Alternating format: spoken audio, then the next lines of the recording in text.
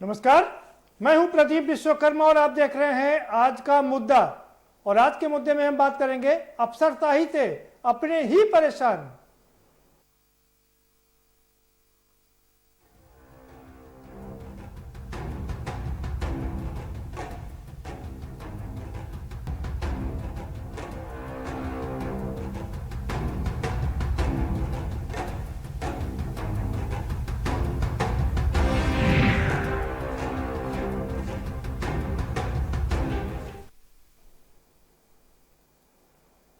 जी हाँ, अफसरशाही और नेताओं का आपस में संघर्ष कोई नया नहीं है। चाहे वो समाजवादी पार्टी की सरकार रही हो, चाहे बहुजन समाज पार्टी की सरकार रही हो, या अब भारतीय जनता पार्टी की सरकार हो, नेताओं और अधिकारियों का संघर्ष लगातार जारी है। हमने समाजवादी पार्टी की सरकार में देखा कि कैसे शुरू के 1-1.5 साल में तो नेताओं से और विधायक और सांसदों की अधिकारियों से नहीं बनी और जमकर गाली गलौज तक की नौबत आ गई। बसपा सरकार में भी हमने देखा अधिकारी हावी रहे और नेताओं का ये दर्द रहा कि हमारी सुनी नहीं जाती है। और करीब करीब अब उसी लहजे में भारतीय जनता पार्टी के तमाम विधायक और सांसद भी बात कर रहे हैं, चाहे वो हरदोई के विधायक हों, सीतापुर के विधायक हों, उन्नाव के विधायक हों, लखीमपुर के विधायक हों या और जगह के विधायक हों। और यहाँ तक कि सांसद जयप्रकाश भी कह रहे हैं कि अब अधिकारी उनकी सुनते ही नहीं है। इतना ही नहीं, उनका दर्द यूं ही नहीं छलका, और छलका तो उन्होंने पूरी तरीके से उन्होंने उसका प्रदर्शन भी किया, सोशल मीडिया पर डाल दिया कि अधिकारी हमारी सुनते नहीं है। 30 साल में इससे ज्यादा खराब हालात हमने कभी नहीं देखे। उन्होंने एग्जाम्पल भी दिया, उदाहरण दिया कि हमने सांसद निधि दी थी कि अस्पताल में वेंटिलेटर आ जाए, लेकिन वो सांसद निधि कहां गई उसका कुछ पता ही नहीं है। तो इस पर दूसरे विधायक, वहीं के विधायक ने और उस पर चढ़ाने का काम किया कि ये विधायक निधि और सांसद निधि भ्रष्टाचार की भेंट चढ़ गई है। तो ये आलम है। और सब आरोप लगा रहे हैं कि अधिकारी उनकी सुनते नहीं है। जयप्रकाश कह रहे हैं कि अधिकारियों को ऊपर से आदेश है कि अपने विवेक से काम करें, और जब अधिकारी अपने विवेक से काम करेंगे तो हमारी वो कैसे सुनेंगे। यही तमाम सांसद और तमाम विधायकों का यही रोना है और यही उनका आरोप है। उन्नाव के विधायक की बात करें पंकज गुप्ता की, वो भी जाकर के थाने में धरना दिया। और हम शाहजहांपुर के विधायक की बात करें और दूसरे विधायक की बात करें तो उन्होंने चिट्ठी तक लिख दी कि जिस तरह से बाकी लोगों की लिस्ट बन रही है, 10 कुख्यात पुलिस वालों की लिस्ट बननी चाहिए, जिससे कि हर जिले में 10 कुख्यात पुलिस वाले की लिस्ट बननी चाहिए। सांसद हरीश द्विवेदी ने भी चिट्ठी लिखा और लॉकडाउन को लेकर के आपत्ति जताई। तो तमाम सांसद और विधायक अपना दर्द छलका रहे हैं और हम इसी पर चर्चा करेंगे। इस पर हम अफसरशाही ने अपने ही लोग हैं परेशान, इसी पर चर्चा करेंगे। हमारे साथ में खास मेहमानों का पैनल जुड़ चुका है, हम उनसे आपका परिचय कराएंगे, लेकिन उससे पहले आपको एक रिपोर्ट दिखा देते हैं। जरा ये रिपोर्ट देखिए, समझिए, उसके बाद इस पर विस्तार से चर्चा करेंगे।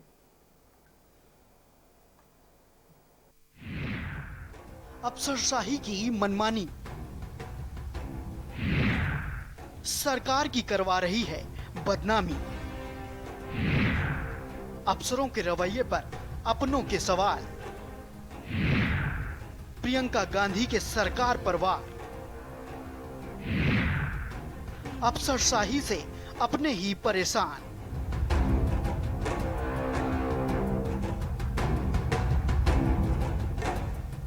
जहां एक और कोरोना को लेकर यूपी सरकार पूरी तरह से गंभीर है और लगातार बैठकों का दौर चलता रहता है, लेकिन कोरोना काल में मरीजों के बेड़े को लेकर पहले तो विपक्ष ही सवाल उठा रहा था, लेकिन अब अपने ही सवाल उठाने लगे हैं। दरअसल पहले तो बीजेपी सांसद ने कहा कि मुझे सरकार से नहीं अधिकारियों से परेशानी है, और फिर हरदोई के विधायक मानवेंद्र सिंह के भाई ने कहा कि विधायकों को ही बेड नहीं मिल रहे। विधायक के भाई ने सोशल मीडिया पर पोस्ट की थी, जिसको लेकर कांग्रेस की राष्ट्रीय महासचिव प्रियंका गांधी वाड्रा ने शेयर कर प्रदेश सरकार पर निशाना साधा है। प्रियंका गांधी ने आरोप लगाया है कि यूपी सरकार के अधिकारी लाखों बेड होने का झूठ बोलते हैं। इस पर भाजपा विधायक ने उन्हें जवाब दिया है। हालांकि अफसरशाही के खिलाफ बीजेपी के और कई नेता पहले ही सवाल उठा चुके हैं। बीजेपी के विधायक ने पहले भी चिट्ठी लिखकर सीएम से कहा था कि यूपी में 10 कुख्यात पुलिस वालों की लिस्ट बनाने की बात कही थी। एक नहीं, दो नहीं, ताबड़तोड़ बीजेपी के विधायक अफसरशाही को लेकर सवाल दाग रहे हैं। लॉकडाउन लगाने को लेकर बस्ती सांसद हरीश द्विवेदी ने मुख्यमंत्री को पत्र लिखकर जिले में लॉकडाउन लगाने की बात कही है। कोरोना में अब तक 27 लोगों की मौत हो चुकी है। कुल मिलाकर अफसरशाही के मनमानी से अपने ही परेशान हैं। ऐसे में सवाल ये उठता है कि आखिर सूबे की अफसरशाही कब सुधरेगी। स्पेशल डेस्क के न्यूज इंडिया।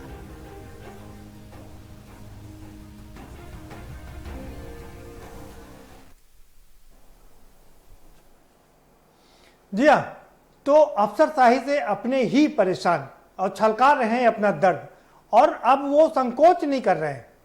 मुख्यमंत्री को चिट्ठी लिख रहे हैं, मुख्यमंत्री को चिट्ठी लिख करके वो सोशल मीडिया पर और मीडिया पर वायरल भी करा रहे हैं, साथ ही साथ में उसको लेकर के पूरा कमेंट भी कर रहे हैं। सांसद भी इसी कैटेगरी में है और विधायक भी। इसी पर चर्चा करेंगे। हमारे साथ में खास मेहमानों का पैनल जुड़ा हुआ है, हम उनसे आपका परिचय करा देते हैं। बैजनाथ रावत जी हमारे साथ में जुड़ चुके हैं, विधायक हैं हैदरगढ़ से भारतीय जनता पार्टी के। बहुत स्वागत है बैजनाथ जी आपका। आरएम श्रीवास्तव साहब हमारे साथ जुड़ चुके हैं, पूर्व आईएएस हैं, लंबे समय तक उन्होंने इन नेताओं को झेला है, नेताओं के साथ काम किया है। आपका भी बहुत स्वागत है आरएम श्रीवास्तव साहब।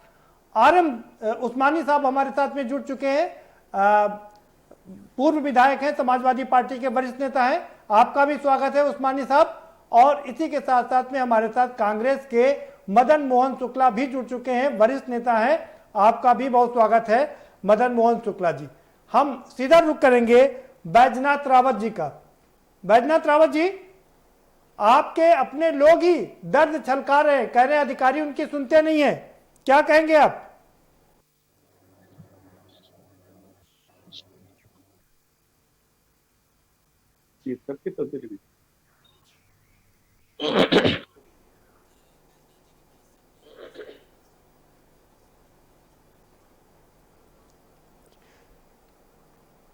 चलिए, बैजनाथ जी तक अभी थोड़ा वक्त लगेगा पहुंचने में, हम तब तक रुक कर लेते हैं आरएम श्रीवास्तव साहब का। आरएम श्रीवास्तव साहब, आपने तो लंबे समय तक इन नेताओं के साथ में काम किया है और ये कोई पहला मामला नहीं है जब नेता में और अधिकारियों में संघर्ष की नौबत आ रही है। क्यों ऐसा होता है और अब इस सरकार में भी हो रहा है, क्या कहेंगे आप? कारण भ्रष्टाचार है जी। वो माननीय नेतागण भी एक तरफ उत्कोच की आशा इच्छा रखते हैं, अधिकारी भी उत्कोच की इच्छा रखते हैं, और यही कारण है कि समन्वय का अभाव रहता है। अधिकारी काम नहीं करते क्योंकि उनको उसमें धनराशि नहीं मिलती। नेताजी चाहते हैं कि किसी भी कीमत पे काम हो जाए और वे उस व्यक्ति से पैसा ले लें जिस व्यक्ति का उन्होंने काम कराया है। मूल कारण तो ये है। दूसरा, जो जनता के प्रतिनिधि हैं उनका मूल काम तो कहीं पीछे छूट गया है। साल भर में आप देखें, विधानसभा की, विधान परिषद की जो बैठकें हैं मुश्किल से 12-15 होती हैं, और वो भी इसलिए क्योंकि संविधान में लिखा हुआ है, बस चले तो वो भी ना हो। अब नेताजी, विधायक जी ये जनता के काम कराने के लिए ही अधिकारियों के पास दौड़ते रहते हैं, चाहे वो काम सही हो या गलत हो।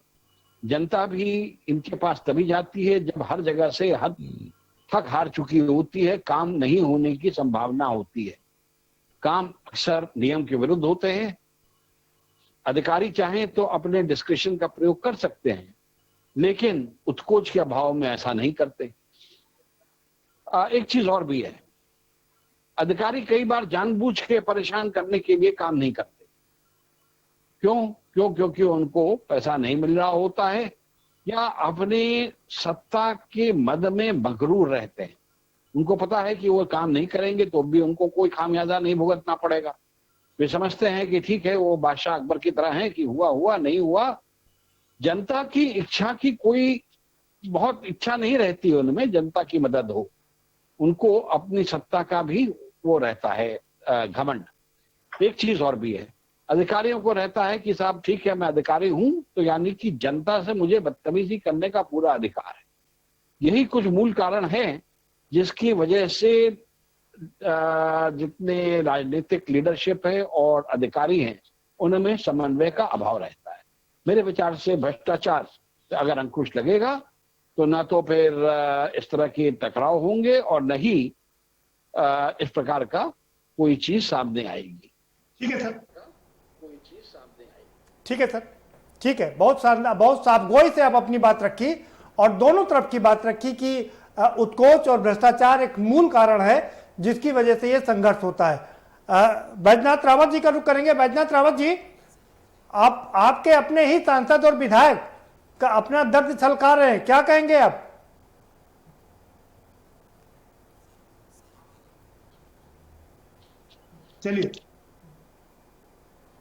चलिए अभी भी लगता है संपर्क नहीं हो पा रहा है। मदन मोहन शुक्ला जी का रुख करेंगे। मदन मोहन शुक्ला जी, आपने देखा कि आर.एन. श्रीवास्तव साहब ने बिल्कुल साफ साफ शब्दों में कहा, बिना किसी लाग लपेट के, कि उत्कोच की मंशा होती है, भ्रष्टाचार की मंशा होती है, इसीलिए यह संघर्ष होता है। आपकी भी सरकार लंबे समय तक रही, लंबे भ्रष्टाचार के आरोप लगे, क्या कहेंगे? श्रीवास्तव जी ने बहुत व्यवहारिक बात कही है कि कुछ मामले तो होते हैं जो भ्रष्टाचार के कारण वो सोचते हैं कि हमको नहीं मिल रहा है, इस वजह से बात इग्नोर होती है। और कुछ मामले होते हैं जो अधिकारियों का अहंकार होता है और विधायक की मजबूरी होती है, कोई जनप्रतिनिधि होता है, चुना हुआ होता है, उसको उस बात के लिए कहना होता है। और वो कभी कभी होता है कि वो उनकी शिकायत कर चुके होते हैं तो उनको जानबूझ के परेशान करते हैं। जब आप मेरी शिकायत आपने किया है तो मैं जानबूझ को आपको हैरेस करूंगा, परेशान करूंगा। क्योंकि जनप्रतिनिधि होता है तो जनप्रतिनिधि को जनता की भावनाओं को आदर करना, जनता की को न्याय दिलाना उसकी प्राथमिकता होती है। और अगर जनप्रतिनिधि की बात भी मुख्यमंत्री नहीं सुनता है और जनप्रतिनिधि, जैसे उन्नाव के विधायक ने कहा कि हम कोरोना के लिए, आशा बहू के लिए मैंने सीएमओ को टेलीफोन किया, वहां के चिकित्सा अधिकारी को, उसने टेलीफोन नहीं उठाया। मैंने डायरेक्टर को टेलीफोन किया, उसने नहीं उठाया। फिर कई बार टेलीफोन करने के बाद उठाया तो उन्होंने कहा उन्हीं से बात कीजिए। उनसे बात किया तो उन्होंने कहा हमारे पास बेड नहीं है। और इस तरह से उसको बात करते करते उस आशा बहू की मौत हो गई। और मैं लगातार 8 घंटे प्रयास करता रहा विधायक होकर के, और मैं उसका स्टैंडिंग कमेटी का मेंबर भी हूं, उसके बावजूद भी मेरी बात नहीं सुनी गई। इस तरह की जब व्यवहारिक बात विधायक करता है और उसके बाद भी अगर प्रशासन नहीं सुनता है तो मुख्यमंत्री को संज्ञान में लेना चाहिए कि इस प्रकार अधिकारी अगर निरंकुश होंगे और जनता के हित का ध्यान नहीं रखा जाएगा तो प्रदेश में या जनपद में उसको विधायक को जवाबदेही देनी पड़ेगी। और उसके लिए वो अनशन करता है या आंदोलन करता है, अगर अपनी सरकार के खिलाफ करता है आंदोलन, तो ये और भी ज्यादा महत्वपूर्ण है, क्योंकि बड़ी मजबूरी में अपनी सरकार के खिलाफ ही कोई विधायक या सांसद आवाज उठाता है। इसको गंभीरता से लेना चाहिए और इस पहलू पे जहां भी कोई कमी हो उसका निराकरण करना चाहिए। जो जनता के हित में हो उसको, जनता हित को सर्वोपरि रखना चाहिए। ठीक है, उसको जनता हित को सर्वोपरि रखना चाहिए। ठीक है, ठीक है। मदन मोहन जी बने रहिए। आर.ए. उस्मानी साहब का रुख करेंगे, लखीमपुर से जुड़े हमारे साथ में, पूर्व विधायक हैं। उस्मानी साहब, आपकी सरकार जब थी तब भी ये संघर्ष देखने को मिला, शुरुआत के 1.25 साल में ही देखने को मिला कि अधिकारी पर लगाम नहीं लग रही थी। तब मंत्रियों ने ऐसा शो किया कि नहीं हमारे कंट्रोल में है और उसको लेकर के लंबा संघर्ष चला। प्रदीप शर्मा जी, मैं आपको बताना चाह रहा हूं कि जो आज स्थिति है, अधिकारियों की जो निरंकुशता है, जो भ्रष्टाचार है, इतना कभी नहीं रहा है। चरम है, बिल्कुल चरम है। और इस चरम के कारण ही आज सत्ता पक्ष के एमएलए, सत्ता पक्ष के एमपी, चाहे सीतापुर के विधायक श्री राकेश राठौर जी हो, चाहे हरदोई के माननीय सांसद जयप्रकाश जी हो, चाहे शाहजहांपुर के विधायक रोशन लाल वर्मा जी हो, चाहे हरदोई के विधायक श्री सत्यप्रकाश जी हो, सारे लोगों की जो ये वो बात उठाई है कि इतना चरम सीमा पे भ्रष्टाचार और अधिकारियों की निरंकुशता मैंने अपने जीवन में कभी नहीं देखी। ये मैं नहीं कह रहा हूं, ये सत्ता पक्ष के विधायक और उनके सांसद कह रहे हैं। मैं एक घटना का जिक्र करना चाह रहा हूं, लखीमपुर खीरी में, मतलब जो अधिकारी हैं, जो प्रशासनिक अधिकारी हैं, जो शासन और प्रशासन चला रहे हैं, उनका तो भ्रष्टाचार का छोड़ ही दीजिए। यहाँ जो छोटे छोटे काम हैं, जैसे बैंकों में ग्रीन कार्ड बनना या तहसीलों में दाखिल खारिज होना, जिसकी एक सरकार ने, गवर्नमेंट ने एक लिमिटेशन कर दी है कि कोई भी जमीन अगर बिकती है तो 40 दिन में दाखिल खारिज हो जाना चाहिए, लेकिन वो पत्रावली नायब तहसीलदार एसडीएम के पास चक्कर काटती घूमती है।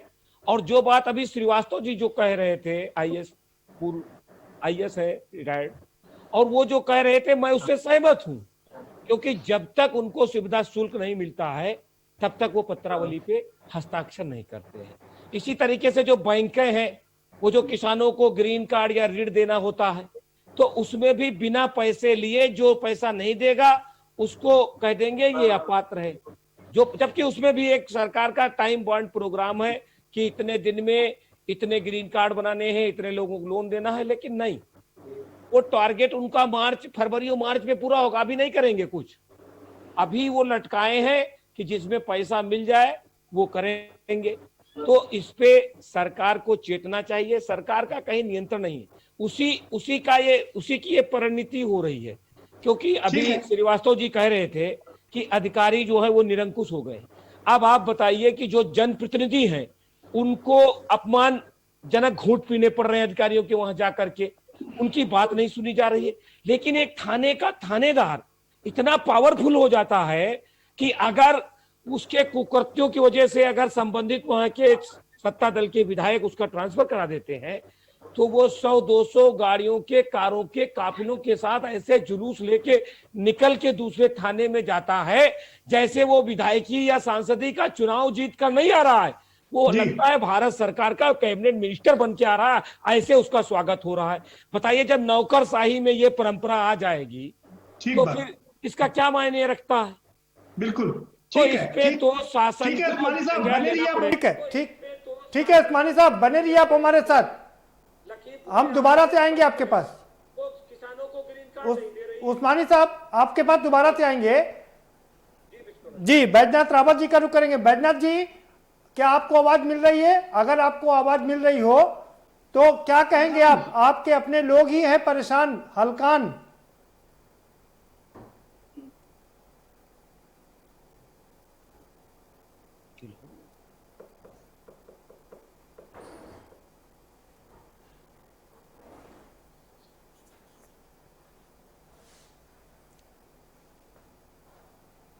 बैजनाथ जी, क्या आपको आवाज मिल रही है?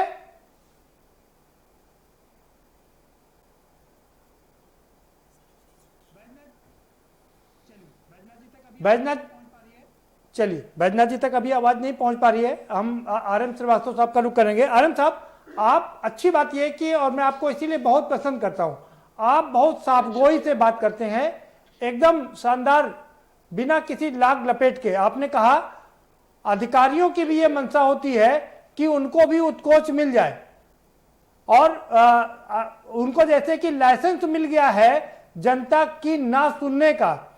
ये जो लोकतंत्र में ये परंपरा रखी गई थी कि नेतागण योजनाएं बनाएंगे, अधिकारी उनको इंप्लीमेंट करेंगे, तो ये जो योजनाएं परवान नहीं चल पाती हैं, उसके असली गुनहगार क्या अधिकारी ही हैं? मैं कहूंगा कि अधिकारी ही हैं। कारण क्या है कि कटिंग एज पे पोस्टिंग पाने के लिए सभी प्रयासरत रहते हैं, और अब कई सालों से देखा जा रहा है, पिछले करीब 30-35 या मैं ज्यादा कहूंगा 40 साल से, कि ये हो गया है कि साहब अगर आप किसी के शरण में रहते हैं तो आपको कटिंग एज की पोस्टिंग मिल जाती है, अगर आप भ्रष्ट तरीके से पैसे देते हैं तो पोस्टिंग मिल जाती है। जब ये दोनों तरीके रहते हैं तो जनता के सुनने की बात ही कहां रह जाती है जी। जब बहुत मुश्किल में सरकार फंसती है, जब आफत आ जाती है तो तब ये फिर काबिलियत के अधिकारी को तैनात किया जाता है। नहीं तो फिर वो रहता है कि साहब नहीं नहीं मेरा आदमी रहेगा, मेरा आदमी रहेगा। वो आदमी केवल उन्हीं की सुनता है, बाकियों को एक तरह से तिरस्कार करता है। अगर पैसे दे के आया है तो और काम नहीं करता, फिर वो तो ये करता है कि साहब पहले मैं अगली पोस्टिंग के लिए पैसे इकट्ठा कर लूं और फिर उसके बाद जनता का काम हम देखा जाएगा, अगर होगा कर देंगे, नहीं होगा तो नहीं करेंगे। जी जब सरकार सांसद में फंस जाती है तो तब जाके एक किसी काबिल आदमी को तैनाती दी जाती है। जब कोई दंगे हो जाते हैं, जब कोई ऐसा आफत आ जाती है, कोई जब नेचुरल कैलामिटी, कोई प्राकृतिक आपदा आ जाती है, तब जाके जो काबिल अधिकारी है तब जी। उसको वहां भेजा जाता है। जी। नहीं तो वो बेचारे काबिल अधिकारी को कोई पूछता तक नहीं। मतलब वो काबिलियता से ऊपर, मतलब काबिलियता से ऊपर पैसा है, पैसा दीजिए पोस्टिंग पाइए, आप यही कहना चाह रहे हैं सर? हो जाते हैं। कोई किसी का दामाद है, कोई किसी का पुत्र है, अच्छा कोई किसी रिश्तेदारी का, भी निकल आती है। या फिर कोई किसी की जाति का है, या कोई अच्छा, किसी ये- विचारधारा का है। जी तो जी ये सब कारण है अपने आदमियों की तैनाती के। जी ये तो पावर का खेल है, वो सब अपने अपने आदमियों की तैनाती हर कोई चाहता है। और जी। अपना आदमी जब तैनात हो जाता है तो बाकियों को आंखें दिखाता है, केवल जी। अपनों की सुनता है। बिल्कुल ठीक बात सर, बने रहिए हमारे, बिल्कुल ठीक बात सर, बने रहिए हमारे साथ में। बैजनाथ जी जुड़ चुके हैं हमारे साथ। बैजनाथ जी, आपके अपने ही सांसद और विधायकों का दर्द छलक रहा है, कह रहे अफसर उनकी सुनते नहीं है, क्या कहेंगे आप? समय से जो भ्रष्टाचार की परंपरा चली आई है, तो ये मोदी जी की गवर्नमेंट में प्रयास किया जा रहा है कि लोग सुधर जाएं, संस्कारित हो जाएं। लेकिन जब उनके संस्कार ही चले गए तो किसी विधायक सांसद को अगर सम्मान न दें तो वो व्यक्ति का दोष है, सरकार का दोष भी है। व्यक्ति स्वभावतः बेईमान हो सकता है लेकिन सारा समाज बेईमान नहीं है। तो जहाँ कहीं पर इस तरह के भ्रष्ट या बेईमान लोग होंगे तो हमारा जनप्रतिनिधि उस पर आक्रोश व्यक्त करेगा। लेकिन यह है कि ये आज की नियुक्तियां हैं नहीं, उस समय पैसा दे के आए या तो जांचवाद के कारण नियुक्ति हो गई। तो वो व्यक्ति चाहते हैं कि हम तब भी भ्रष्टाचार किया, आज भी करें। लेकिन सरकार प्रयास करती है कि लोग जो कभी कर आए तो कर आए, लेकिन आज ईमानदारी के साथ जनता की सेवा करें। हम यही कहना चाहेंगे कि ये आज का दोष नहीं है, लेकिन सुधारने का प्रयास किया जा रहा है। लोग सुधारने का भी प्रयास करें और जनप्रतिनिधि की बात सुने और जो न्यायिक बात है वो सबको करना चाहिए। आवाज आ रही है? नहीं, आपने बिल्कुल ठीक कहा कि अधिकारी जनप्रतिनिधियों की बात सुने, लेकिन सांसद जयप्रकाश जी का कहना है कि जब ऊपर से ये आदेश हो गए हैं कि आप लोग अपने विवेक से काम करिए, तो अधिकारी हमारी कैसे सुनेंगे? अब वो हमारे माननीय बहुत सीनियर सांसद हैं, हम उनकी बात पर कोई टिप्पणी करना नहीं चाहते। लेकिन जी। जो मैं समझ पा रहा हूँ कि सरकार के अपने मन का काम करने का मतलब है कि पूरी ईमानदारी से काम करिए। जब नौकरी आपने ज्वाइन की थी उस समय आपने शपथ ली थी कि हम पूरी ईमानदारी के साथ अपने पद पर रहते हुए अपने कर्तव्यों का पालन करूंगा। ये हमने जब सेवा में नौकरी में आए उस समय हमने शपथ का एक पत्र हमने भरा था। और जो हम उस समय कक्षा 1 में जब पढ़ने गए थे तो विद्यालय में हमने पहले दिन हाथ जोड़िए भगवान से प्रार्थना की थी तो ओ सत्य हमें दो दया ने दे, कर्तव्य मार्ग पर बढ़ जाऊं। हमने यही मांगा था कि पढ़ाई लिखाई के बाद अगर भगवान ने हमको शपथ दिया तो मैं अपने कर्तव्यों का पालन करूंगा। और ये भी कहा था कि हम दीन दुखी निर्बलों बुतलों के सेवक बन समता पड़े। नहीं, ये तो बचपन में कर्तव्यों की का गई पालन भगवान से करने की प्रार्थना शपथ नहीं तो मानी। सांसद और विधायक भी लेते हैं और वही अधिकारी भी लेते हैं। हाँ, तो बस कर्तव्यों का पालन करना चाहिए। हमने जो शपथ ली उस पर चलना चाहिए। ये सरकार ने कहा होगा कि ये थोड़े बार अपने मनमानी का बेईमानी करो, जी। ये नहीं कह सकते। जी जी बैजनाथ जी, आप अपनी बात पूरी कर लीजिए। हाँ, तो वही हमने कहा कि कहीं ना कहीं अगर कोई गड़बड़ करा तो व्यक्ति का दोष है उसमें। सरकार चाहती कि पूरी ईमानदारी और निष्ठा के साथ व्यक्ति अपना काम करे। जब कभी कुछ किया तो किया। जो घालमेल था ऊपर की सरकारों तक का हिस्सा हुआ करते थे। हमने एक सरकार ये भी देखी कि दरोगा बेटा ऊपर तक जाता है, ऊपर तक जाता है। आज ऊपर तक कहीं नहीं जाता। लेकिन जहां इसकी अपनी आदत बनी होगी जी। तो सांसद जी का उस समय अपने उस स्थान पर कहना उनका ठीक होगा, क्योंकि उन पर बीती है, उन्होंने जो अनुभव किया होगा, ये बात सही ठीक है। होगी। जी, हमारी ठीक बात है, पूरी हुई। बने रहिए सर हमारे साथ में। वक्त एक ब्रेक का हो चला है, छोटा सा ब्रेक लेंगे। ब्रेक के पर आएंगे तो चर्चा के सिलसिले को आगे बढ़ाएंगे कि विधायक बैजनाथ जी कह रहे हैं कि ये पुरानी सरकारों की परंपरा थी, जब अधिकारी या नेतागण कहते थे कि कट ऊपर तक जा रहा है, हमारे यहाँ अब ऊपर तक जाने की कोई बात नहीं है, तो क्या नीचे का नीचे ही रह जा रहा है? क्योंकि आरएम साहब कह रहे हैं कि बिना उत्कोच के या बिना भ्रष्टाचार के कोई काम होता ही नहीं है, और तमाम सांसद विधायक भी इस ओर इशारा कर रहे हैं। तो आखिर ये ब्यूरोक्रेसी और नेता के बीच का जो संघर्ष है वो कैसे थमेगा, ये अपने आप में सबसे दिलचस्प बात है। इसी पर चर्चा को आगे बढ़ाएंगे, लेकिन एक छोटे से ब्रेक के बाद।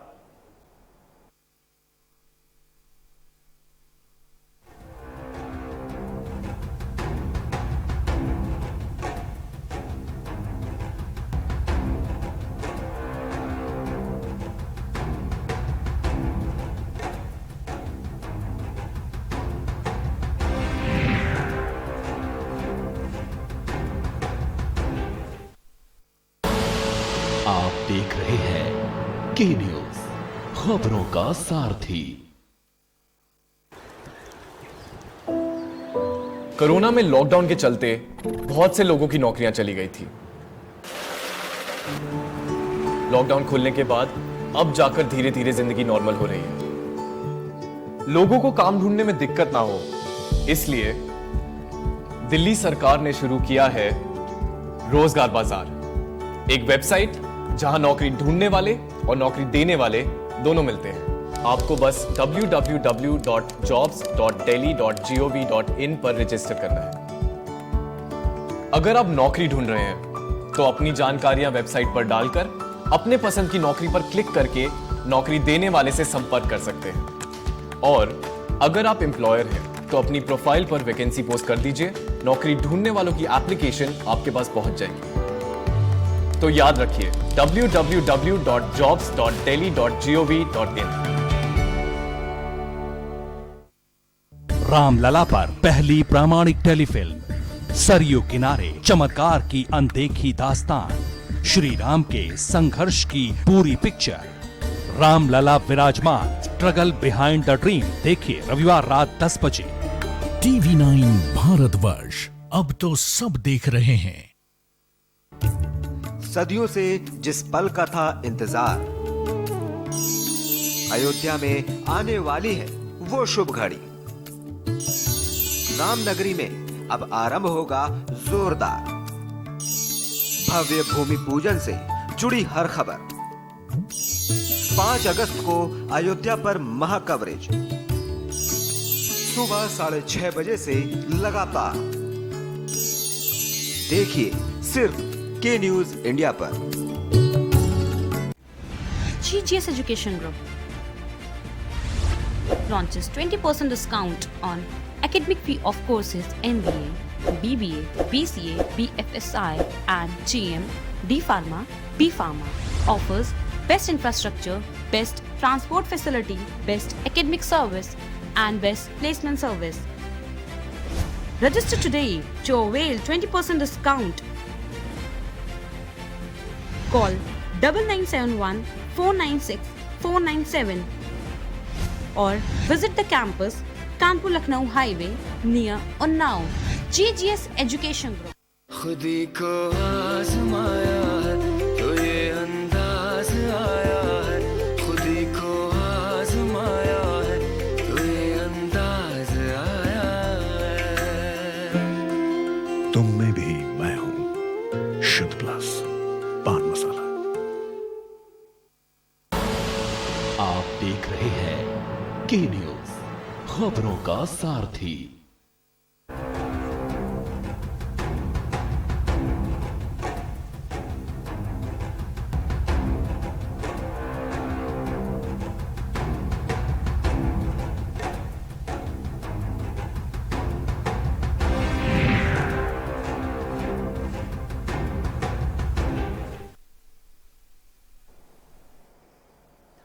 ब्रेक के बाद आपका स्वागत है।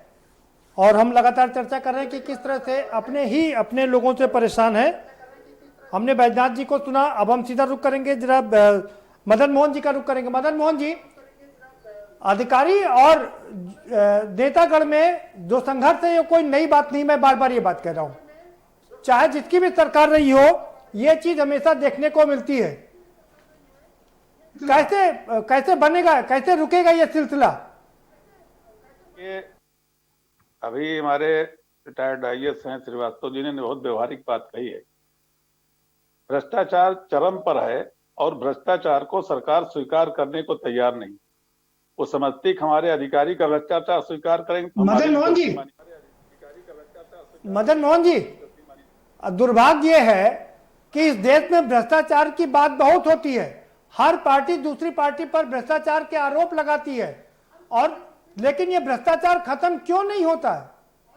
तो सुनिए, आप जब एक अपराधी को लाइसेंस मिल जाते हैं, 3-3, 10-10 लाइसेंस मिल जाते हैं, रिपोर्ट थाने की लगती, पूरा थाना का थाना मिला होता है और अपने ही पुलिस कर्मियों के मारे जाने का जिम्मेदार होता है। सीओ जब एसएसपी को चिट्ठी लिखता है कि इसमें इस प्रकार की घटनाएं हो रही हैं और उसको उस चिट्ठी को नजरअंदाज कर दिया जाता है, उसको डस्टबिन में डाल दिया जाता है। आज आप देख रहे हैं कि चाहे जहां पर भी हो पूरे प्रदेश में कानून व्यवस्था नाम की मदन मोहन जी, ये कोई नया मामला नहीं है। भाजपा के सांसद और विधायक कुछ नाराज हैं, तो आपके भी तमाम सांसद विधायक पहले नाराज रहते थे, और अभी मनीष तिवारी जी ने भी सवाल खड़े किया। 2014 में जो कैग के अध्यक्ष थे विनोद राय, उनसे जो संघर्ष हुआ वो नतीजा था कि आपको 2G 3 स्कैम में सारे भ्रष्टाचार के मामले फेस करने पड़े थे। अगर वो गलत काम कर रहा है तो उसके खिलाफ कार्रवाई कीजिए, अधिकारी गलत है उसके खिलाफ कार्रवाई कीजिए। दो में एक से तो गलत है ही है कि दोनों सही हो सकते हैं। अगर दोनों में से अरे सर, कितने लोगों के खिलाफ कार्रवाई की जाएगी? यहाँ तो हमाम में सभी नंगे नजर आ रहे हैं। सरकार खुद पैसा लेगी अपने अधिकारियों से तो कार्रवाई कैसे करेगी? और तो विधायक और सांसद को कैसे सुने? पैसा लेती है क्या अधिकारियों? सरकारें ट्रांसफर पोस्टिंग में पैसा, अभी आपके एक रिटायर्ड अधिकारी ने बताया, सामने बैठे हुए हैं, जब ट्रांसफर पोस्टिंग पैसा लिया जाएगा, जातीयता के आधार पर पोस्टिंग की जाएगी, नाते रिश्तेदारी के हिसाब से पोस्टिंग की जाएगी, तो जो आदमी पैसा देकर आएगा वो पहले पैसा निकालेगा, फिर अगली पोस्टिंग के लिए पैसा लेगा। वो तब तो किसी कहाँ सुनेगा? वो जानता हमारे ऊपर हाथ है, ऊपर पैसा दे के आए, वहां से हम ठीक करा लेंगे। जब ये हालत है कि अगर एक पत्रकार ये दिखाता है कि नमक रोटी स्कूल में खिलाई जा रही है तो बजाय कार्रवाई करने के पत्रकार को बंद कर दिया जाता है। अगर डॉक्टर गोरखपुर का बताता है कि यहाँ पर गैस सिलेंडर वो ऑक्सीजन नहीं मिली हमको, ऑक्सीजन के कारण बच्चों की मौत हो गई, तो उसको जेल भेज दिया जाता है। तो आज इस देश में जो एक रवैया चलाया जा रहा है कि सरकार के खिलाफ कुछ मत बोलो, अगर सरकार के खिलाफ बोलोगे तो आप देशद्रोही हो या आप गलत हो। आपको अपना चिंतन नहीं। आज पूरे प्रदेश में कोरोना में आप जो जिस प्रकार की अफरा तफरी मची हुई है कि कोई सी आदमी का इलाज नहीं हो रहा है, किसी को आप भेज कर देख लीजिए, बता दे हमारे बुखार है, तो यहाँ से वहां दौड़ाया जाएगा, यहाँ से वहां दौड़ाया जाएगा, अंत में रास्ते में मौत हो जाएगी। आज जो वार्ड बॉय देख रहे हैं, डॉक्टर कोई देख नहीं रहा है।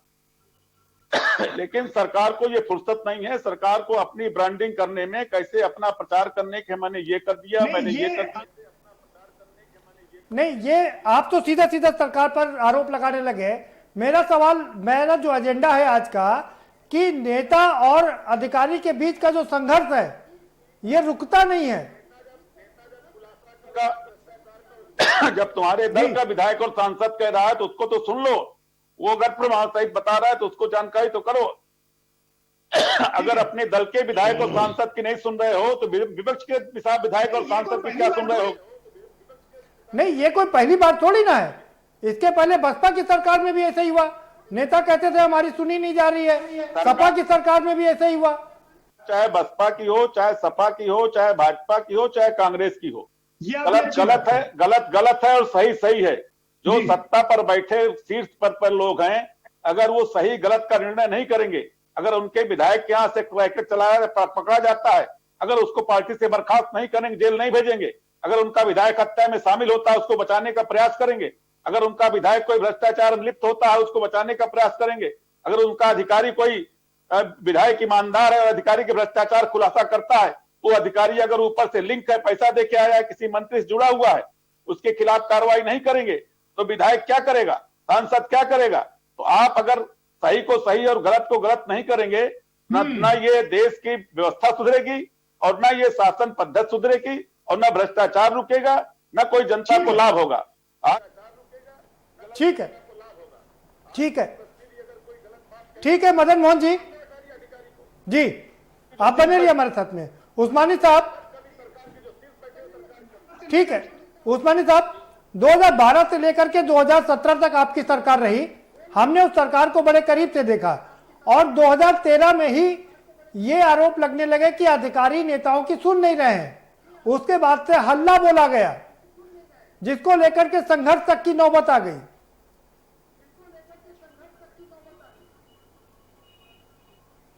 जी प्रदीप जी, ये आज जो विषय है इसके मूल जड़ में मैं जाना चाह रहा हूं।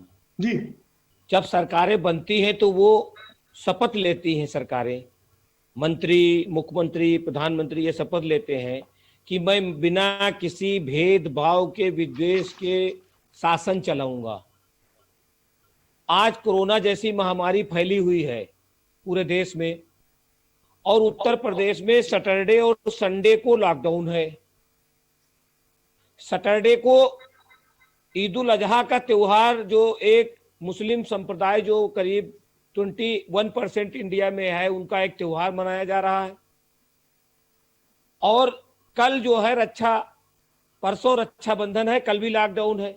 तो एक शासन, एक शासनादेश निर्गत करता है कि इतवार को मिठाई की और फलों की और फला की दुकानें खुलेंगी रक्षाबंधन के लिए।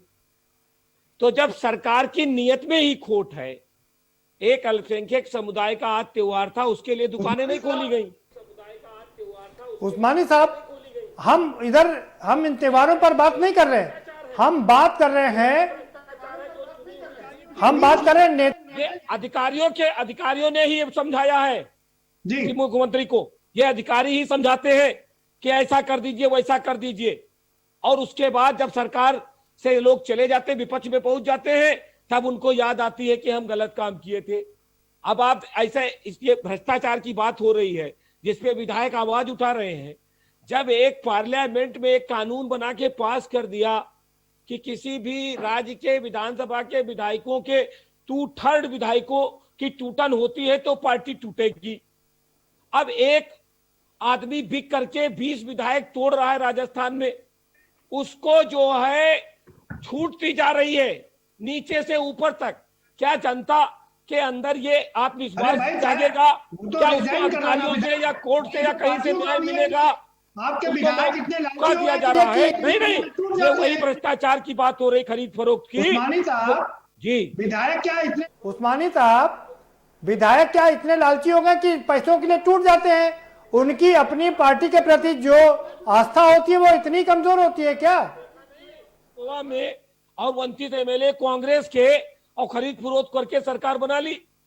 मध्य प्रदेश में यही काम किया। अरे भाई उस्मानी साहब, वही काम राजस्थान में कर रहे हैं हम यहाँ चर्चा कर रहे हैं कि अधिकारियों के और नेताओं के बीच में जो संघर्ष चल रहा है, हम चर्चा उस पर कर रहे हैं। ही अलोकतांत्रिक तरीके से बन रही है, जिनके अंदर न्याय की कोई उम्मीद नहीं की जा सकती है। आज 17 लाख से ज्यादा कोरोना के मरीज हो गए हैं। कोरोना के ऊपर कोई सरकार ने गंभीरता नहीं लिया और ठीक है, जा रहे 5 तारीख को शिलान्यास करेंगे। ठीक है, ठीक है उस्मानी साहब, आप इधर उधर की बातें कर रहे हैं, आप मुद्दे पर नहीं आ रहे। आप जरा ये बता दीजिए, जब आपकी सरकार में ये अधिकारी नहीं सुनते थे तो भी संघर्ष हुआ ना? दूर हो जाएंगी, रामराज स्थापित हो रहा है विश्वकर्मा जी। आपकी सरकार क्यों चली गई फिर? अरे हम कहाँ विरोध कर रहे हैं भाई, हम तो सरकार का पक्ष ले रहे हैं यार। राम मंदिर बन जाएगा, शिलान्यास हो जाएगा, कोरोना भी खत्म हो जाएगा। आप अपनी बात नहीं करें उस्मानी साहब, ठीक है, बने रहिए हमारे साथ। आएंगे आपके पास दोबारा बैजनाथ जी का, आएंगे आपके पास दोबारा बैजनाथ जी का रुख करेंगे।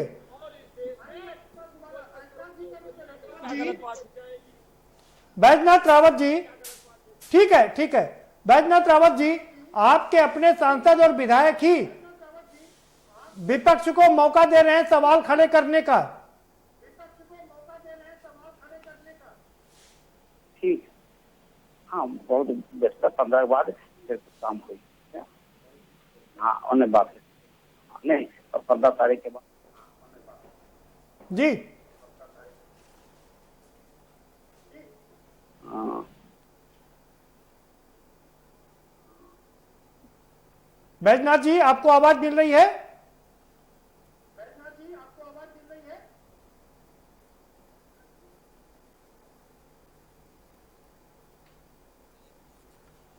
बैजनाथ जी, अगर आपको आवाज मिल रही हो, चलिए हम अभी कुछ तकनीकी समस्या है, हम दोबारा से बैजनाथ जी के पास चलेंगे। आनंद श्रीवास्तव साहब के पास जाएंगे। आनंद श्रीवास्तव साहब, ये जो मामला है कि कोई पहला मामला नहीं है, हम लगातार सरकारों को देख रहे हैं इस तरीके से संघर्ष निकल के आ रहे हैं, और भ्रष्टाचार की बात लंबे समय से हो रही है कि इसको समाप्त होना चाहिए, लेकिन भ्रष्टाचार क्या कैंसर का रूप ले चुका है और हम ये मान लें कि अब ये खत्म नहीं होगा। नहीं, ये तो इसको बड़ी आसानी से नियंत्रण में किया जा सकता है। इसके लिए पहला आवश्यक कदम है कि यह डिजिटाइजेशन हो जाए, कंप्यूटराइजेशन हो जाए, सारी सूचनाएं सार्वजनिक हो जाएं। तो लोगों का जो हो जाने के बावजूद, सर, डिजिटाइजेशन हो जाने के बावजूद ये भ्रष्टाचार रुकने का नाम नहीं ले रहा है। बैंक में पैसा पहुंच जाता है तो बैंक से पैसा निकालने के बाद पैसा ले लेते हैं। नहीं, तो जब तक कार्रवाई नहीं होगी, कठोर कार्रवाई ये नहीं करेंगे, लोगों को जैसे उंगली काट के कर देते हैं, जैसे उंगली काट के फेंकेंगे नहीं, तब तक भ्रष्टाचार पर नियंत्रण होगा नहीं। ये सस्पेंशन और ये जांच और ये सब चीजें इससे कोई मायने नहीं रखती। मतलब ये सिर्फ सो केस है, खाली दिखाने के लिए। बने रहे सर हमारे साथ। बैजनाथ जी जुड़ गए हमारे पास। बैजनाथ जी, आपके सांसद और विधायक ही विपक्ष को मौका दे रहे हैं सवाल खड़े करने का। अब जो जहाँ पर वो हैं, उन्हें जो दिखता है वो जनप्रतिनिधि, माननीय जनप्रतिनिधि हैं, उन्हें जो दिखता वो बात कहते होंगे, क्योंकि उनके सामने जो समस्याएं होंगी और जो देखते हैं, ठीक है, वो दिखता है तो रखते हैं। नहीं जी, तो क्या पार्टी में उनकी सुनी नहीं जाती? क्या पार्टी के अंदर बैठ के बात नहीं करते क्या? नहीं, पार्टी में बेईमानी सिखाई नहीं जाती, लेकिन जो ये कर्मचारी लोग बैठे हैं, ये बता हमने वही अपना स्टैंड लिया कि जो इनकी आदत बनी है, ये प्रयास करते कि यही हम करें, तो इस प्रयास को रोकना किया जा रहा है। कुछ सिस्टम से लेकर के कुछ चीजों को ऑनलाइन करके किया गया, तमाम बांधा जाता है। लेकिन जब तक बताए स्वयं व्यक्ति कहते हैं कि हम सुधरेंगे तो जब सुधरेगा, तो व्यक्ति अगर एक व्यक्ति अपनी जगह पर सही हो जाए तो समस्या हल हो जाएगी। और जब तक कि बीच बीच में पुरानी आदत वाले बेईमान रहेंगे तो कहीं न कहीं मौका पाके तो नुकसान करेंगे और भ्रष्टाचार करेंगे। हाँ। तो प्रयास हम लोगों का है कि भ्रष्टाचार मुक्त ये हो, बात और कहीं हर सरकार में ये बात दोहराई जाती है कि पुरानी सरकार से भ्रष्टाचार चला आ रहा है और ये अभी तक जाने में इनको थोड़ा वक्त लगेगा। कब, कितना वक्त लगेगा सर इसको सुधरने में? अब काफी तो सुधार हुआ है भाई, बहुत तो सुधार हुआ, जनता में दिखाई पड़ता है, लेकिन अब बहुत लंबा समय चला आ रहा है। तो जो लोग जानते हैं ना सुधरने नाम नहीं लेते, उन्हें जब कोई खुला सजा दी जाती है। अभी तक जो कुछ भ्रष्टाचार और बेईमानी करते थे पकड़े जाते थे, कार्रवाई नहीं होती थी। इस सरकार में अगर किसी व्यक्ति ने कोई चाहे आर्थिक अपराध किया हो और चाहे कोई सामाजिक अपराध किया हो तो उसको दंडित किया जाता है। और तब था कि अपराध करते थे सरकारें कराती थी और उन्हें प्रोत्साहन दिया जाता है कि अपराध करो आप और सरकार को आप पैसा देते रहो, ये होता था। तो आज उसका उलट है, अपराधी और अभी आपके सांसद और विधायक जो कह रहे हैं उसका क्या होगा? बैजनाथ जी, मानवेंद्र हरदोई के विधायक हैं मानवेंद्र सिंह जी, उनके भाई कह रहे हैं विधायकों को ही बेड नहीं मिल रहा है, तो आम आदमियों को बेड कहां से मिलेगा। और प्रियंका गांधी वाड्रा ने उस पर रिट्वीट किया है, उसको सोशल मीडिया पर डाल दिया है। वो हमारे माननीय विधायक माननीय मित्र हमारे उनके भाई हैं, वहां पर स्थिति होगी है कि जो स्थिति वहां होगी, काफी बीमार मरीज होंगे, तो हम मानते हैं उनकी बात सही हो सकती है क्या। अब हम उनकी बात को काटना नहीं चाहते, लेकिन हम इस बात को मानते हैं कि सभी का समान व्यवहार है। अब नहीं खा लिए तो इनको नहीं मिला, लेकिन अब मरीज ज्यादा होंगे, बेड कम होंगे, तो माननीय विधायक जी के भाई हैं, ये झूठ नहीं कहेंगे। हम उनकी बात का सम्मान करते हैं और ये है कि इनके कहीं न कहीं बेड और बढ़ने चाहिए। जितने मरीज हैं उन सबको एक नया स्थान मिलना चाहिए, जीने का और इलाज करने का सब अधिकार है। तो बात उनकी सही हो सकती है, लेकिन संसाधन बैजनाथ जी एक और सवाल सुन लीजिए। नहीं, ठीक कह रहे हैं आप बड़ी ईमानदारी से बात कर रहे हैं, ये आपके लिए बहुत अच्छी बात है। हरीश द्विवेदी जी सांसद हैं, वो लॉकडाउन को लेकर ही सवाल खड़े कर रहे हैं, तो सारे सांसद, तमाम सांसद और विधायक खुलकर सवाल खड़े कर रहे हैं, विपक्ष को मौका दे रहे हैं। अब कम से कम हमारी पार्टी के सांसद विधायक हैं, उनमें समस्या को लेकर के सामने प्रकट करने का हिम्मत तो हुई। इसके पहले सांसद विधायक सरकार के खिलाफ बोल ही नहीं सके थे। एक सरकार थी कि ये कुर्सी सारे जमीन पर और मुंह में ताला लगा रहता था। तो ये परिपक्व लोकतंत्र की भी एक ये मानते जो परिपक्व लोकतंत्र है, उसका भी एक परिणाम है कि हमारे सांसद विधायक बोल रहे हैं। उसका मतलब ये नहीं कि सरकार के खिलाफ है वो, लेकिन कोई समस्या है तो उठाते हैं। तो हमारी सरकार के संज्ञान में थे माननीय मुख्यमंत्री जी हमारे बहुत समझदार हैं, मोदी जी बहुत समझदार हैं। तो बात कहीं कहीं आपके माध्यम पत्रकारों को धन्यवाद देते हैं, पत्रकार भी हमारी बात उठा समाज में रखते हैं जो हम नहीं पहुंच पाते हम लोग। तो हमारी जो मीडिया है हम उसको धन्यवाद देते हैं। और हमारे जो मदन मोहन शुक्ला जी तो कह रहे हैं पत्रकार जब सवाल उठाते हैं तो वो जेल चले जाते हैं। सोनभद्र में पत्रकार ने सवाल खड़े किया, दाल को लेकर के जेल चला गया। अब वो फिलहाल हम तो मीडिया को मानते हैं कि वो ठीक काम करती है। अब क्या रहा है, एक विषय एक पॉइंट था, किसी क्या उठाया था, क्यों जेल चले गए, ये वो एक व्यक्ति का विषय होगा। लेकिन आप सब लोग जो जुड़े हो तो कहते हैं साहित्य समाज का दर्पण है, आप सब लोग खींच के लाते हैं। कमियां तो स्वाभाविक है ही हैं, क्योंकि कमियां व्यक्ति के द्वारा ये आपकी भावना का मैं सलाम करता हूँ, सैल्यूट करता हूँ आपकी भावना को। आप इतना नहीं, सवाल ये है बैजनाथ जी, एक आखिरी सवाल पूछ लेता हूं आपसे कि मुख्यमंत्री बार बार कह चुके हैं अधिकारियों को भी कि पत्रकारों का सम्मान करो, पत्रकारों को जो समाचार चाहिए वो उन्हें दो, लेकिन ये अधिकारी हैं कि सुनने का नाम नहीं ले रहे। अब सुनने क्या, सुनते इसलिए नहीं कि तो उनकी अपनी आदत है। जो बेईमान अधिकारी होगा वो बात छिपाएगा और मीडिया उसको खींच के लाएगी।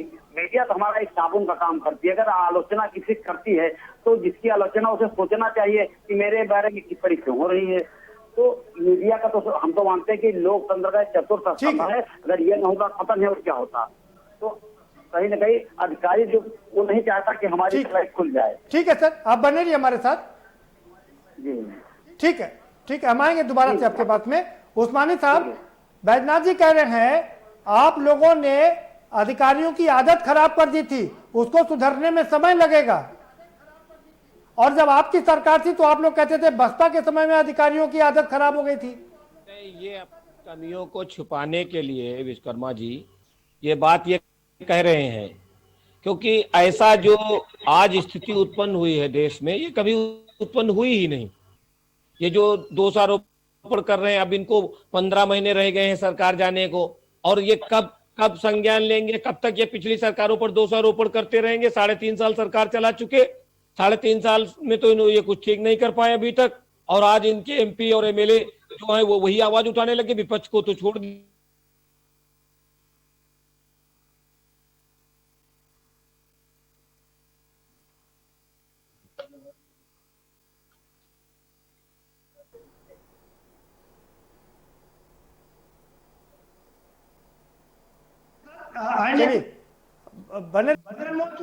कुछ तकनीकी समस्या है।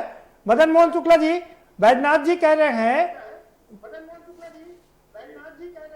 कि आप लोगों ने आदत खराब की थी और इन अधिकारियों की आदत सुधरने में भी वक्त लगेगा। अरे भाई, आदत किसी ने खराब की तो अब आप सत्ता में उसको ठीक कीजिए, बताइए कि हम आपसे बेहतर। तो कह रहे हैं ये तो पुराना मर्ज है, इसको ठीक करने में वक्त लगेगा ना। केवल सत्ता पक्ष के लोगों को जो बात विपक्ष उठाता था, तब तो कहते विपक्ष विरोध कर रहा, हमारा सहयोग नहीं कर रहा कोरोना के मामले में। आज सत्ता पक्ष के विधायक और सांसद आरोप वही लगा रहे हैं जो विपक्ष उठाता था कि इलाज नहीं ठीक हो रहा, बेड नहीं हो रहे हैं, जो वहां आम जनता गरीब परेशान है, कोरोना के मामले में बेमौत मर रहे हैं बिना इलाज के, बिना बेड के। आज वही बात सत्ताधारी दल के लोग उठा रहे हैं। उसकी तो बात सुनो। आज जो भ्रष्टाचार इस तरह चरम पे है कि पत्रकार वहां पर मारा जाता है, गाजियाबाद में पत्रकार एक नहीं, कम से कम आधा दर्जन पत्रकार मारे जा चुके हैं। आज पुलिस मारी जा रही है, एक एक दर्जन पुलिस मारी जा रही है एक साथ में। ना पुलिस सुरक्षित है, ना पत्रकार सुरक्षित है, ना किसान सुरक्षित है, ना दलित सुरक्षित है, ना अल्पसंख्यक सुरक्षित है। आप कोई देखोगे तो आप कंटोनमेंट जोन घोषित कर देते हो, 3 लोग अगर निकल आते हैं कोरोना के, कानपुर कचहरी बंद है, 3 लोग निकले, वहां 16 लोग अयोध्या में निकले, राम जन्मभूमि में 16 लोग निकले और प्रधानमंत्री वहां खुद जा रहे हैं। क्या देश का कानून अलग अलग लोगों के लिए अलग अलग होगा? आप क्या संदेश देश में देना चाहते हो? आप अगर कोई भ्रष्टाचार करता, ठीक है सर, समय कम है हमारे पास। पत्रकार हो, अगर भ्रष्टाचार करता तो उसका खुलासा कीजिए, और अगर आपके दल का तो ज्यादा जिम्मेदारी है। लेकिन अगर आप कुछ नहीं करना चाहते हो, केवल मदन मोहन जी समय कम है हमारे पास, इतना ही समय है। ठीक है, RM श्रीवास्तव साहब, क्या वाकई अधिकारी इतने भ्रष्ट हैं कि हर सरकार में उनका बोलबाला रहता है? क्योंकि हर सरकार में कहा जाता है कि अधिकारी काम नहीं करते हैं। ठीक है मदन मोहन जी, समय इतना ही था हमारे पास। RM श्रीवास्तव साहब, आपका फाइनल कमेंट। आपके सहयोग, मदन मोहन जी माफ करिएगा, समय इतना ही था हमारे पास। आपका फाइनल। RM श्रीवास्तव साहब, आपका फाइनल कमेंट। मेरा कमेंट यही है मात्र कि जब तक लगातार निकट पर्यवेक्षण नहीं होगा उच्च अधिकारियों द्वारा, तब तक न तो भ्रष्टाचार पर रोक लगेगा और न ही यह जो नेतागण हैं, जो जनप्रतिनिधि और निचले स्तर के अधिकारियों के बीच का जो संघर्ष है वो थमेगा। इसका केवल एक ही उपाय है, निकट पर्यवेक्षण हो, कंप्यूटराइजेशन हो, इसी से ही सारी समस्याएं हल होंगी। ठीक है सर, ठीक है सर। RM उस्मानी साहब, 20 सेकंड में आपका फाइनल कमेंट। जी, ये जो है एक्चुअल में जो सीट्स पे बैठे हुए हमारे जो सरकार चला रहे हैं लोग, वो इस पे गंभीरता से विचार नहीं कर रहे हैं। क्योंकि उन्होंने जो आप कंप्यूटराइजेशन की बात हुई तो वो मुख्यमंत्री कार्यालय में एक शिकायत प्रकोष्ठ बन गया, ऑनलाइन शिकायत कर दीजिए। शिकायत होने के बाद जिसकी शिकायत है वो कंप्यूटराइज्ड एप्लीकेशन वहीं पहुंच जाती है और वो उस पर लिख देता है कि इनका आवेदन पत्र निरस्त करने योग्य है। जो कार्रवाई की गई वही सब। ठीक है, और उस्मानी साहब ठीक है, बस फाइनल कमेंट आपका हो गया। बैजनाथ जी, आपका फाइनल कमेंट, कैसे रुकेगा ये भ्रष्टाचार? ये बहुत चीजें हैं जो स्वयं संस्कारों से रुकती है, कानून से बहुत चीजें नहीं रुकती हैं। व्यक्ति स्वभावतः बेईमान होता है, तो जो स्वभावतः बेईमान है तो जब तक उसको संस्कारित नहीं किया जाएगा, वो स्वयं नहीं सुधरेगा, तो व्यक्ति नहीं सुधरेगा। लेकिन समाज और जो सारे कर्मचारी सारे बेईमान नहीं है, बहुत तो अच्छे कर्मचारी जी की थोड़ा अच्छी है और वो काम करते हैं संविधान के हिसाब से, कानून के हिसाब से। जो थोड़े बहुत लोग हैं जो सुधरने का नाम नहीं लेते, तो उनके लिए कहीं ना कहीं ठीक है, संस्कारित करना पड़ेगा। संस्कारों की कमी हो गई है। बहुत शुक्रिया, आप सभी मेहमानों का बहुत शुक्रिया इस चर्चा में शामिल होने के लिए। तो बैजनाथ रावत जी कह रहे हैं कि संस्कारों में कमी हो गई है, चाहे वो नेताओं में हो चाहे वो अधिकारियों में है, तो संस्कार बनाना पड़ेगा। और संस्कार तो भ्रष्टाचार का है, तो कैसे खत्म होगा ये भ्रष्टाचार? और सवाल ये है कि अब ये जो सांसद और विधायक हैं उनका अपने ही सरकार के या अपने ही अधिकारियों के खिलाफ ये जो आक्रोश है वो कैसे थमेगा? ये अपने आप में सबसे बड़ा सवाल है, क्योंकि ये विपक्ष को मौका दे रहा है। विपक्ष इसको, इस मौके को अपने हाथ से जाने नहीं दे रहा है और लगातार इसको लपक करके सरकार पर आरोप लगा रहा है। अब कैसे रुकेगा भारतीय जनता पार्टी, कैसे इसको रोकने में कामयाब होगी, ये देखना दिलचस्प होगा। फिलहाल इस कार्यक्रम में इतना ही। आप हमें दीजिए इजाजत और बाकी खबरों के लिए देखते रहिए के न्यूज इंडिया।